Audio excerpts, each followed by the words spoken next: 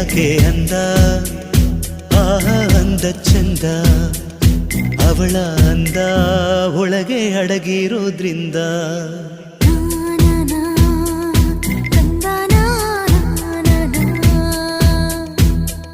ಸೀರೆಯಲ್ಲಿ ಹೆಣ್ಣು ಬೆಣ್ಣೆ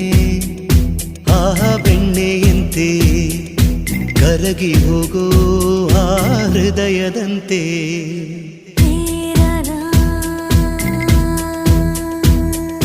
ಹಣೆಯಲ್ಲಿ ಸಿಂಧು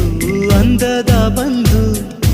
ಕಣ್ಣಲ್ಲಿ ಕಾಡಿಗೆ ರುಚಿಯಾದ ಅಡಿಗೆ ತಿಂದು ದೇಗೋ ಹೃದಯಕ್ಕೆ ಹೆಣ್ಣಿನ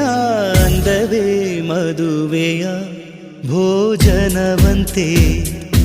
ಮದುವೆಯ ಭೋಜನವಂತೆ